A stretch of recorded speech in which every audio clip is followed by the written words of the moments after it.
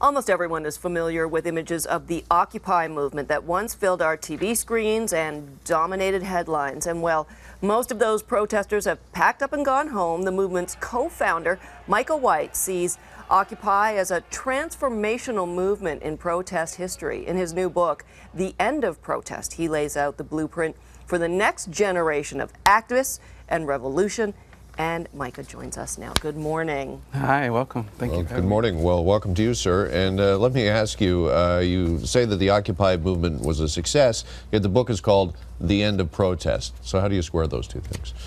Well, I think about Occupy Wall Street, I call it actually a constructive failure, which means that it failed. It wasn't a total failure, but it did achieve some things, but it failed to achieve its primary goal, which was to get money out of politics. And in failing, I think it taught us something very important about activism.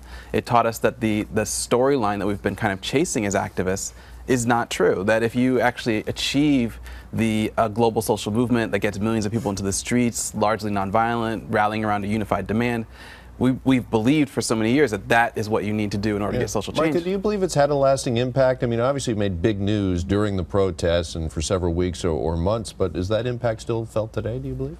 It's definitely had an impact, and we'll continue to see the impact of it.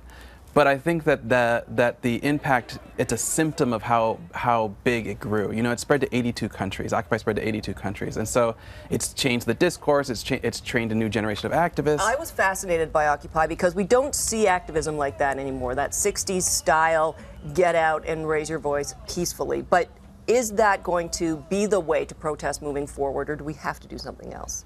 Right. The key insight is that protest has to constantly innovate and change in order to be effective. The reason why Occupy inspired so many people is because it was a new form of protest that kind of combined what was happening in Egypt at that time with what was happening in Spain, and we brought it to America. So when people try to protest again just like Occupy, it won't work. But if they protest in new and innovative ways, it will work. Yeah, just briefly, we got about 30 seconds. What is one of those new innovative ways? Is the internet the big tool to use for protest now, to get people together? The internet's part of it, but I think the core idea is that social movements are going to start winning elections. And we're going to see social movements starting to be able to swing elections in unpredictable ways. And is that what we're seeing with Donald Trump, do you think? I think it is a little bit like what we're seeing with Donald Trump, but I think we're going to see, instead of putting all our hopes on a single leader, we're going to start to see social movements themselves putting forward delegates and actually becoming the ones in power.